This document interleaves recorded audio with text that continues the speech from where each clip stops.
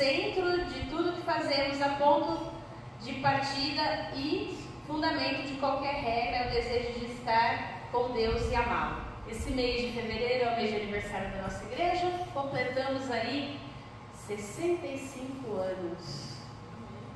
Glória a Deus, glória a Deus. Né? Que a gente que não chegou lá chegue, e quem já passou, glória a Deus pela vida de vocês. E nós falamos no primeiro domingo sobre generosidade, falamos sobre dízimos, sobre ofertas, e hoje eu quero falar sobre serviço e missão dentro dessa ideia aí também de regra de vida. E vocês vão ver que a gente vai usar o que a gente já determinou, mas a gente vai mudar o versículo. A ideia é que esse exercício depois você possa fazer na sua casa, né, tendo os seus versículos, tendo as suas regras, né? A minha ideia é mostrar para vocês como a gente faz isso. Então eu usei a semana passada sobre generosidade e hoje sobre serviço. A gente vai ver que são poucas coisas que mudam. A gente está fazendo também um exercício do primeiro domingo. Eu quero convidar você a acompanhar a leitura de 1 Pedro 4,7. Diz a palavra do Senhor: o fim de todas as coisas está próximo. Portanto, sejam criteriosos e sóbrios para poderem orar. Acima de tudo, porém, tenham muito amor uns com os outros, porque o amor cobre a multidão de pecados. Sejam mutuamente hospitaleiros, sem murmuração, sirvam uns aos outros, cada um conforme o dom que recebeu, como encarregados de administrar bem a multiforme graça de Deus. Se alguém fala, fale de acordo com os oráculos de Deus. Se alguém serve, façam na força que Deus lhe dá, para que em todas as coisas Deus seja glorificado. Por meio de Jesus Cristo, a quem pertence a glória e o domínio para todos sempre. Amém. Vamos orar mais uma vez? Senhor, que a Tua palavra encontre no nosso coração terra fértil, Pai. Que ela cresça, que ela multiplique e que a gente possa sair aqui dessa manhã edificados para a honra e glória do Seu nome. Em nome de Jesus. Amém. Essa carta de 1 Pedro, assim como várias, né, do Novo Testamento, ela está no contexto das primeiras perseguições das pessoas cristãs. Ela é destinada aos cristãos espalhados lá na região da Ásia Menor, que viviam numa situação de forasteiros, de peregrinos e alguns inclusive de escravos.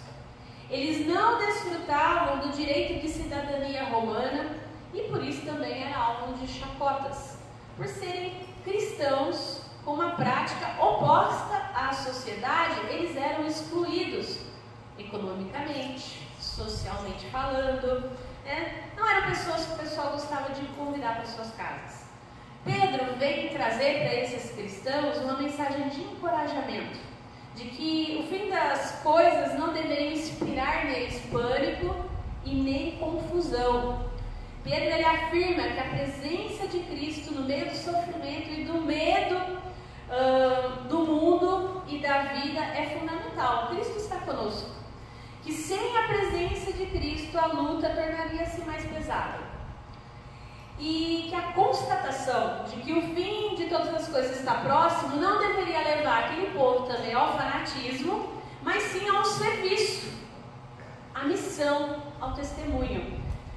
E é sobre isso que a gente vai falar e está falando hoje, né? Por isso eu já separei aí, você pode ver que está em negrito o nosso versículo, que é o verso 10.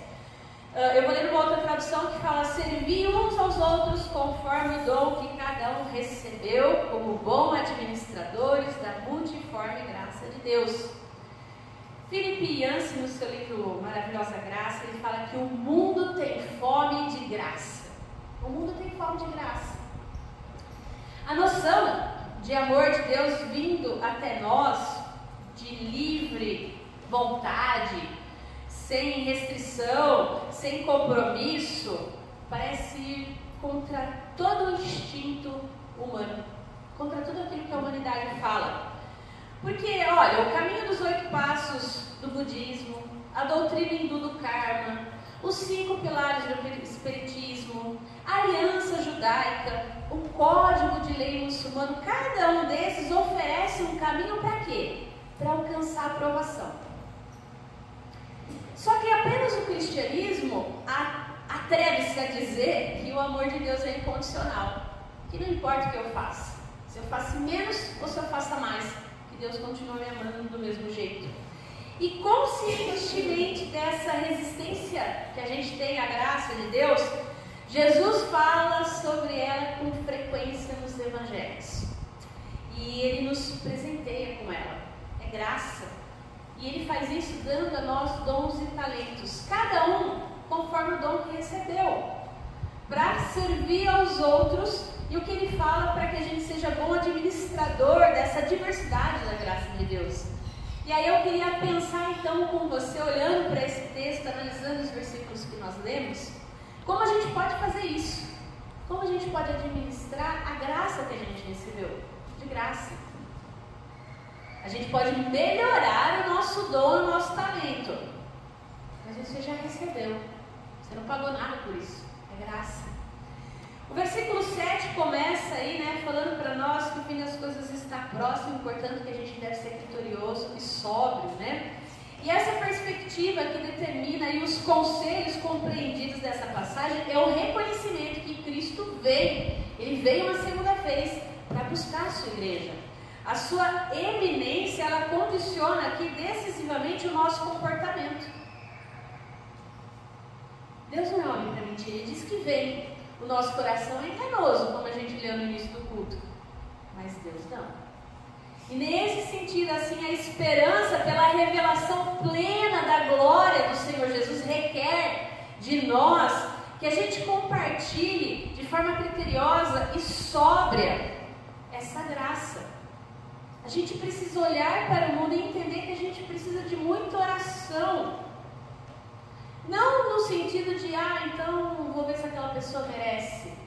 Não, no critério de ser abundante, de ser generoso, né? E aí o versículo 8 diz que esse critério de agir aí é o amor de Deus acima de tudo. E aí eu trago de volta a ideia o quê? De que o amor deve ser a medida. Esse é o nosso critério. E o amor de Deus é abundante. O amor de Deus não faz acepção de pessoas. Esse é o nosso critério. Os cristãos experimentam um encontro com o Salvador. João diz lá, né, em 1 João 4, ele vai falar que nisso consiste o amor, não que nós tenhamos amado a Deus, mas que Ele nos amou e enviou o Seu Filho como propiciação pelos nossos pecados. Nós amamos porque Ele amou primeiro.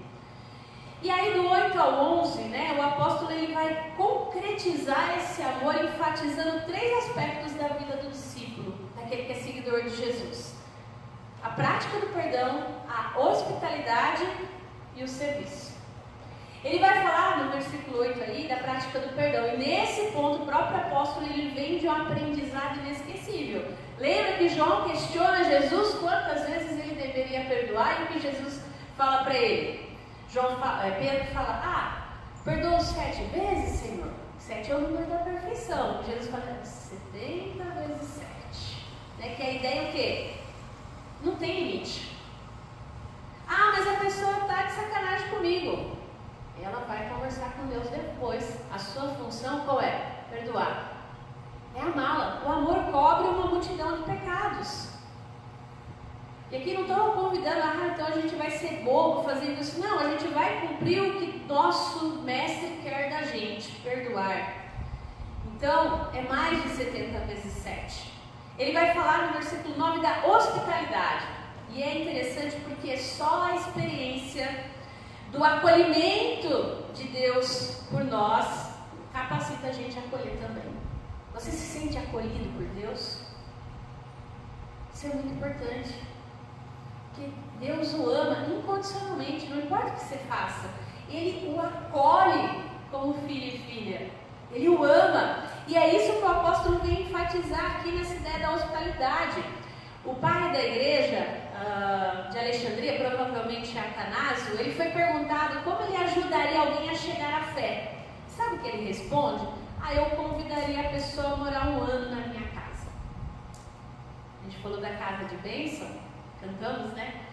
A sua casa é uma casa de irmãos. Você convidaria alguém para morar um ano com você, para mostrar o que é ser hospitaleiro? A hospitalidade, ela gera simpatia, né? Quando a gente fala lá, que tal convidar alguém para um café? Hoje em dia, convidar para um café, com o preço do café, é muita hospitalidade. É demais, né? Se for para tomar um expresso, então, na padaria, nossa, é generosidade pura. Então, pode ser um chazinho também, a gente aceita, vai? Um chamate, quase perto, mas o café é café. O fato é que ser hospitaleiro é preocupar-se com o bem-estar do outro. Quando você recebe alguém, geralmente a gente põe os melhores pratos, a melhor toalha, né? Tem gente, eu acho tão fofo, às vezes você vai dormir na casa de alguém, vai lá, traz a toalhinha de banho dobrada, um sabonetinho embrulhadinho em cima e dá pra você, olha, tá aqui. O que é se preocupar que aquela pessoa vai se sentir bem, que ela vai tomar um banho, que ela vai descansar. Então, ser hospitaleiro é se preocupar com esse bem-estar e deve ser uma parte importante da nossa fé.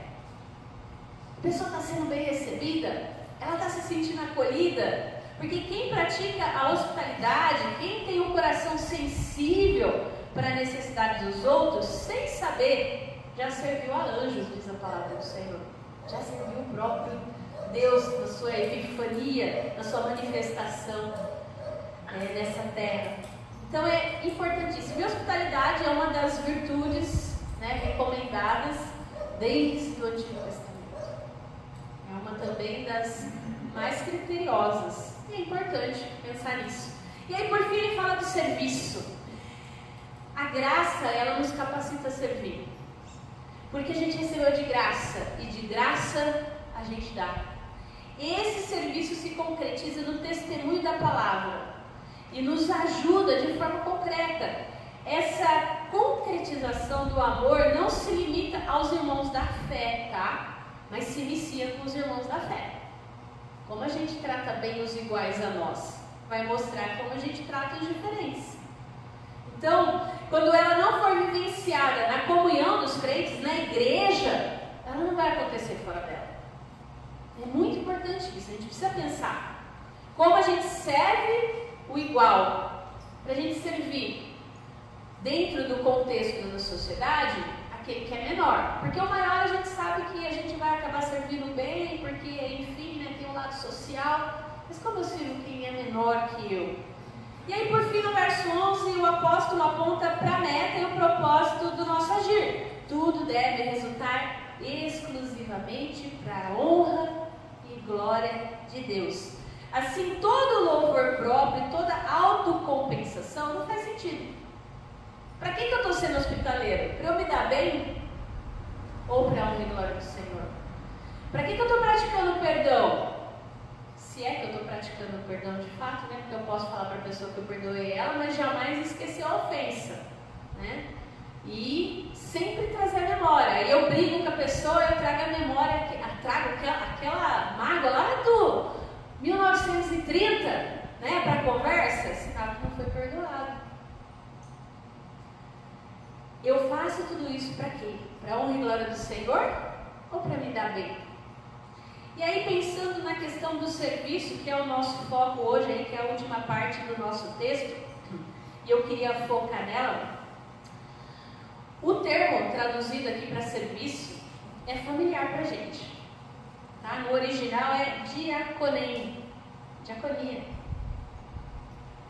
Diaconia, que significa servir a mesa, zelar, para que não falte nada na mesa. É o que o garçom faz. E no bar, o garçom é o doutor, né? Quem já frequentou o bar sabe, o garçom é o doutor. Você xinga todo mundo menos o garçom. E por que a gente não traz essa cultura para a igreja? Aquele que serve é o maior. Aquele que serve deve realmente ter prestígio. E nesse sentido, essa necessidade aqui de realmente estar disposto a servir a mesa, a ser o último a comer. Aquele que serve é sempre o último. Ele se alegra em ver todo mundo comer, se alegrar. Não estou falando que você tem que deixar para ser o último, comer escondidinho. Não, serviu, está todo mundo feliz, senta na mesa, comemora junto. Né? É muito importante isso. Porque assim se caracteriza o serviço mútuo de ser cristão. O apóstolo, ele não entra em pormenores, né? Mas ele descreve um espírito de abnegação que marca e que deve marcar o nosso agir cotidiano também. E essa foi também a direção do agir de Jesus. Que se a gente vê lá em Mateus 20, 28, ele descreve o seu ministério empregando a mesma palavra, diaconei. O Filho do Homem não veio para ser servido, mas para servir e dar a sua vida em resgate de muitos. O sacrifício de Jesus na cruz foi serviço, foi diaconia, foi se doar totalmente para nos salvar, para nos dar a vida eterna, para não permitir que a gente fique desconecto de Deus, mas que a gente possa entrar na presença de Deus sem culpa, porque Ele tomou a nossa culpa sobre Ele. Esse também é o texto que ele, essa mesma palavra que ele usa também quando ele lava o pé dos discípulos, né, que a gente celebra na quinta-feira santa. Quando a gente pensa que Pedro, a gente sempre está pregando as cartas de Paulo, né? Mas Pedro ele não ignora que a concretização desse servir defronta-nos. Por quê? Porque nas situações mais adversas, nem sempre a gente está preocupado em servir. A gente gosta de ser servido. E muitas vezes a gente paga, inclusive, para ser servido. Mas ele aponta aqui para a diversidade de dons e que esses dons recebidos são para servir.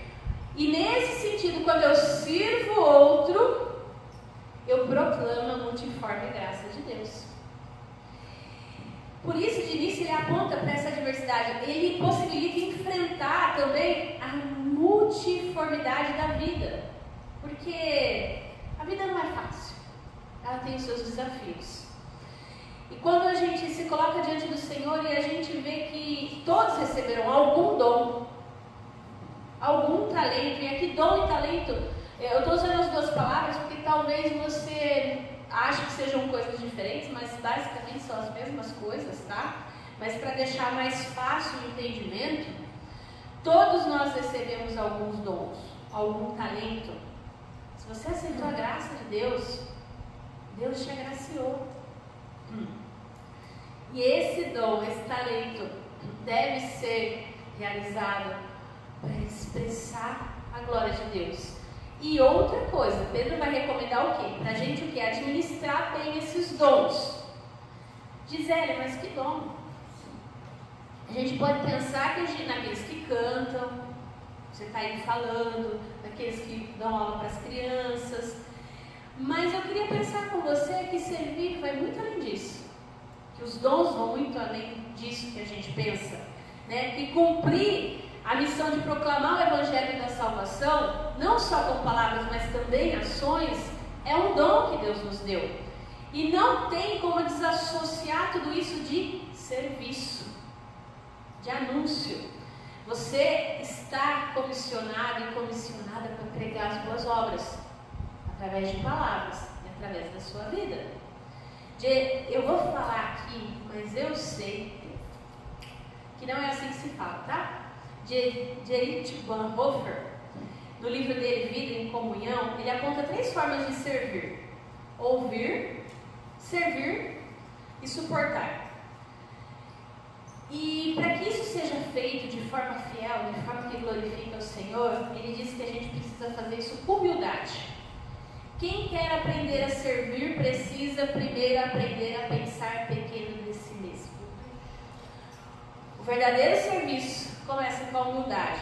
Os cristãos, eles devem se ver como menores em vez de buscar honra pessoal. E essa humildade lhes permite priorizar as necessidades dos outros sobre os seus próprios desejos, para suportar a injustiça de retaliação, promovendo um espírito de paciência e compaixão. Então ele fala que escutar é uma forma de servir. Escutar. Como diria Rubem Alves, a arte da escutatória. A gente gosta de falar, mas a gente gosta de escutar.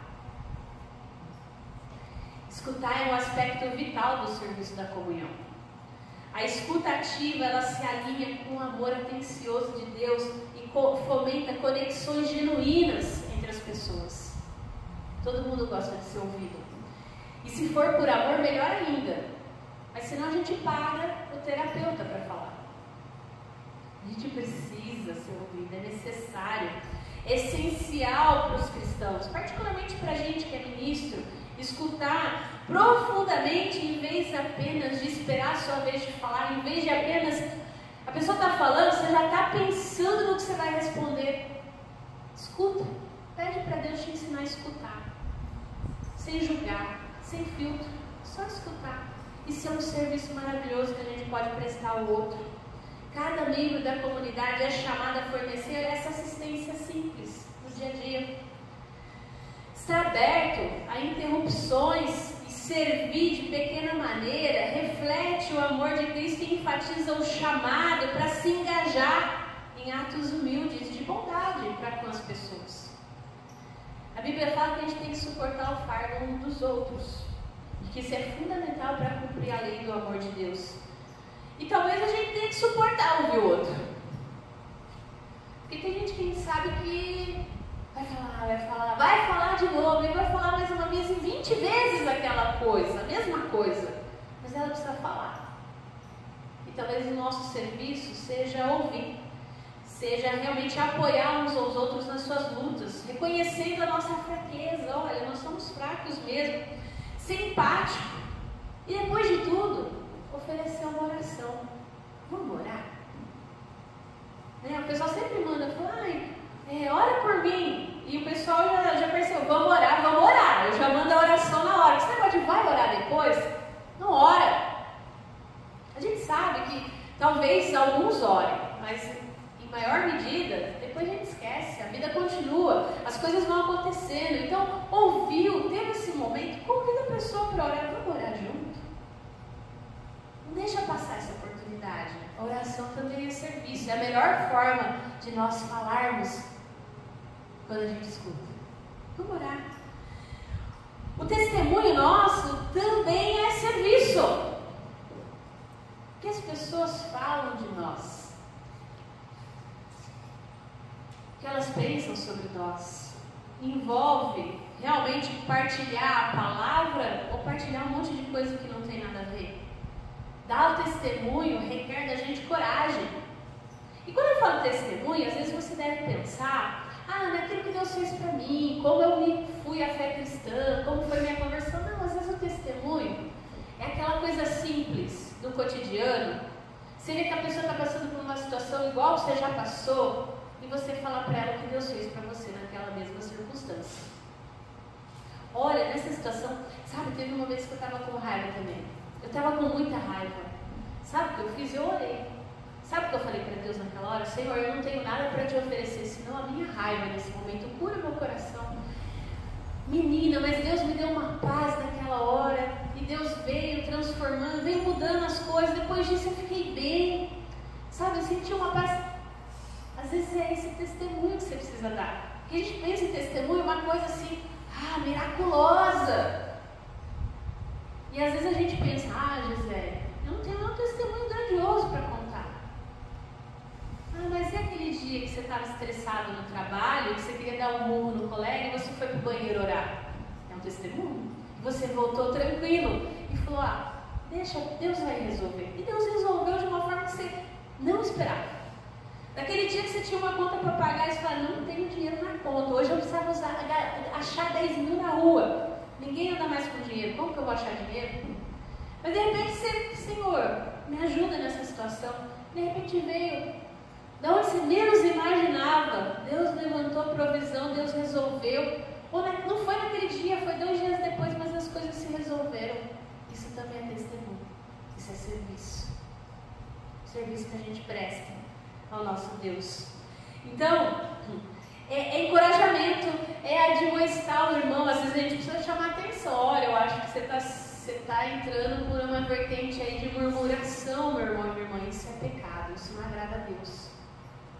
Eu entendo que a gente tem que falar, que a gente tem que pôr para fora, mas eu acho que você está indo demais. Às vezes a gente tem medo de admoestar o irmão, mas isso também é serviço. Às vezes a gente tem que falar, meu irmão, já falei para você, você é forte, continua forte, corajoso, tem bom ânimo, Deus não te mandou? Às vezes é o quê? Encorajamento que a pessoa precisa, isso é serviço. A verdadeira autoridade dentro de uma comunidade, ela surge do serviço, de humildade e amor. E às vezes a gente pensa que a autoridade, alguém coloca sobre nós um título e isso é autoridade. Não. Líderes genuínos são pessoas que priorizam o seu papel como servo, que servem uns aos outros, que focam o seu ministério, em vez de carisma e prestígio, na honra e glória do Senhor.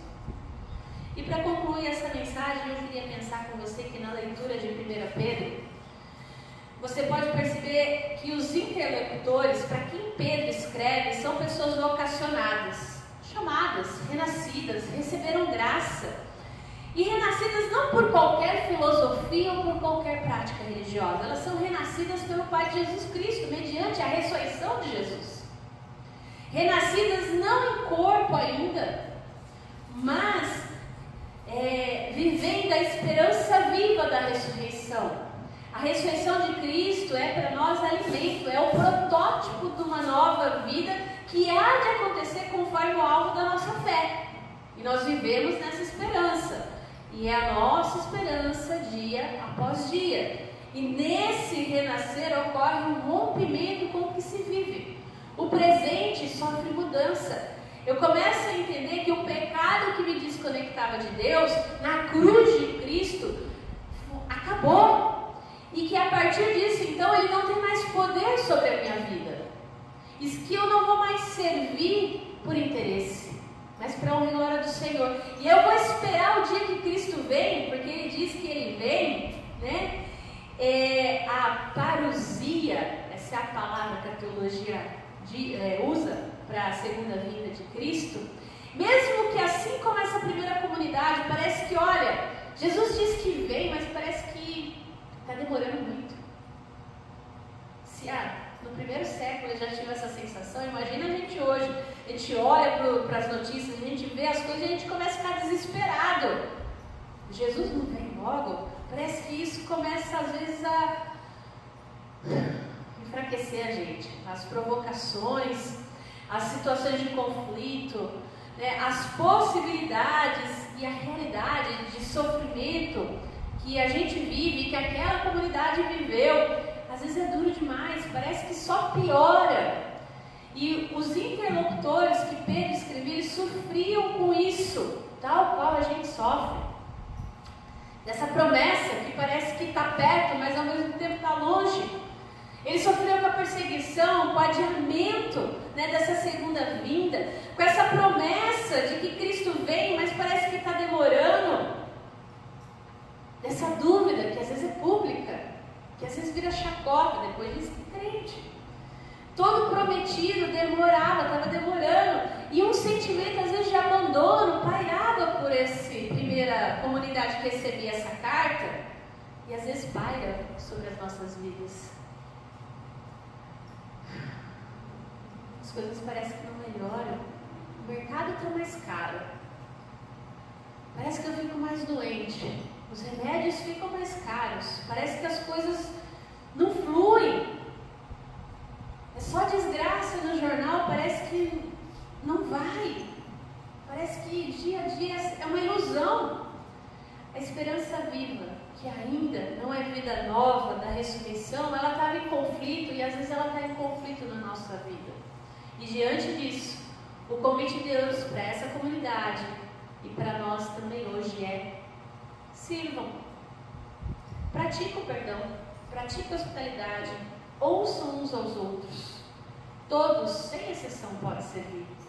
O acesso a esse serviço mútuo é concedido unicamente pela graça de Deus que nos é dada no serviço que Jesus Cristo prestou a nós, dando a sua vida em resgate por muitos, para perdão dos nossos pecados e para que nós pudéssemos chegar a Ele sem intermediários, sem aceitar o seu amor genuíno por nós e abnegado. A gente não consegue servir como Ele serviu. E a gente vai viver uma desesperança contínua. Que a gente possa ser fortalecido, porque no serviço a gente encontra o próprio Deus. E nesse sentido, Lutero ensina no seu Catecismo Menor que o Espírito Santo me chamou pelo Evangelho, iluminou com os seus dons, santificou e conservou na verdadeira fé. Assim, Ele vai nos conservando quando a gente serve, quando a gente usa aquilo que a gente foi chamado para fazer.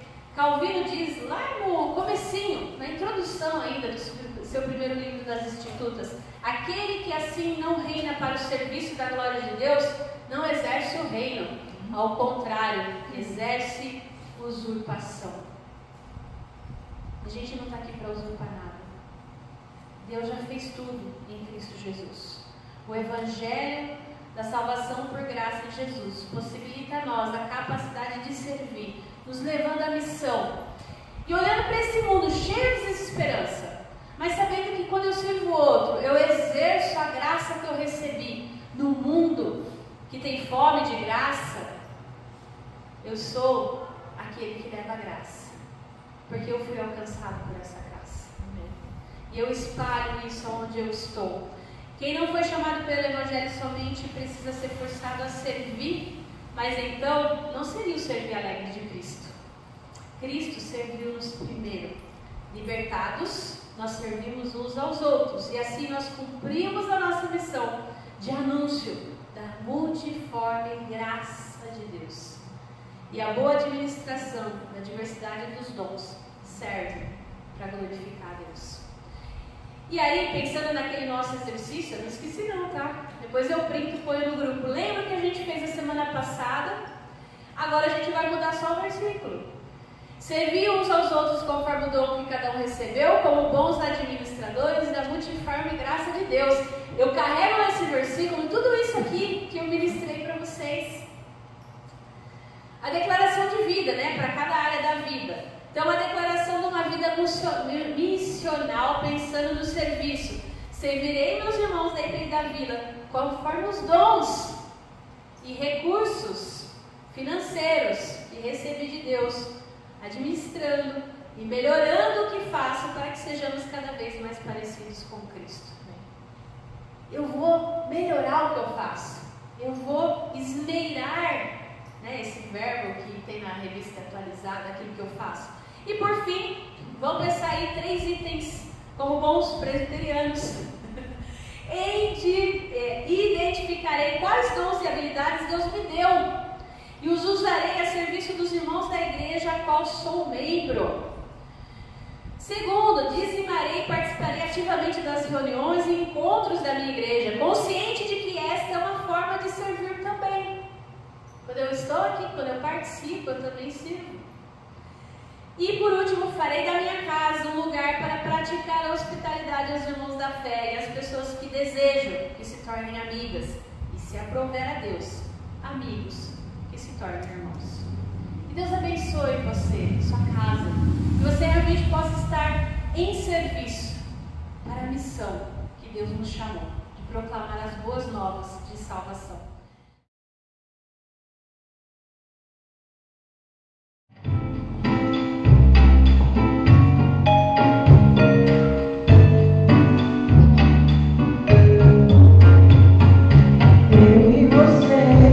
Igreja presente, nação em graduações, família de Deus, um povo entre os povos, luz para toda a gente, uma voz.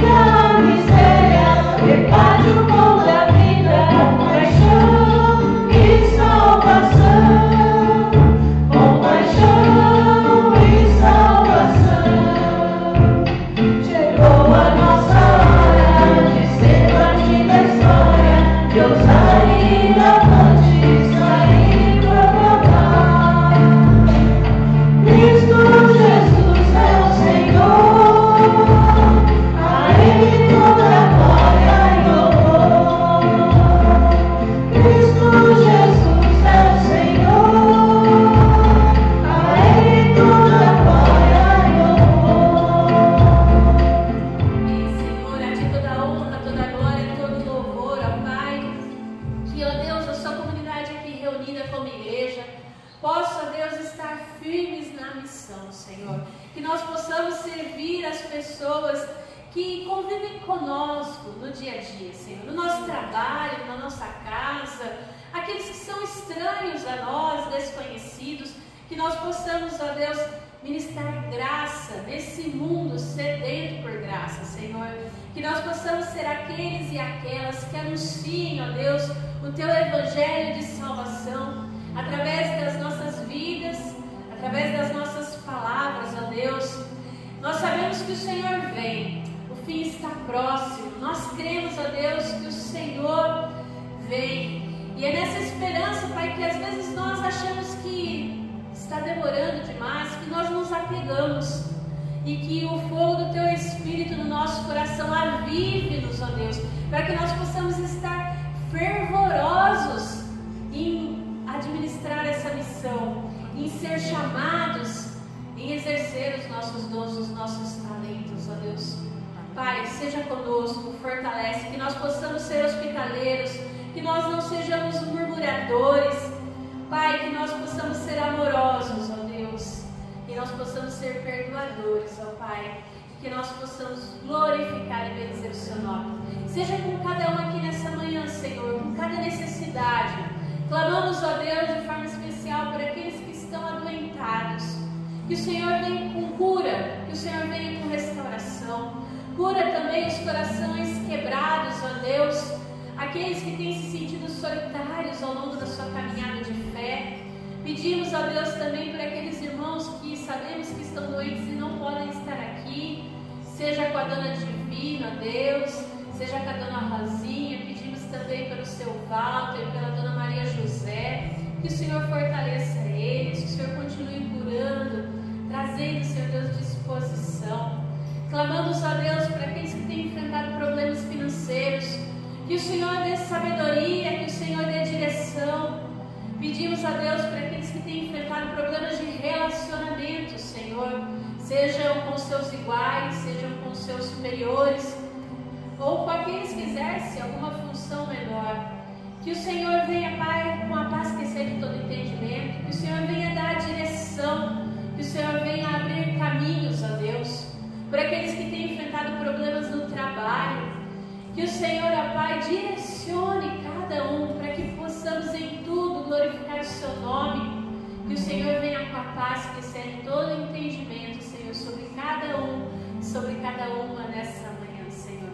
Pai, aquilo que nós aqui não falamos, mas que o Senhor sonda e conhece cada coração nessa manhã, nós dirigimos a Ti com oração e através da oração que o Seu Filho Jesus nos ensinou, dizendo juntos: Pai nosso que estais nos céus, santificado seja o Teu nome.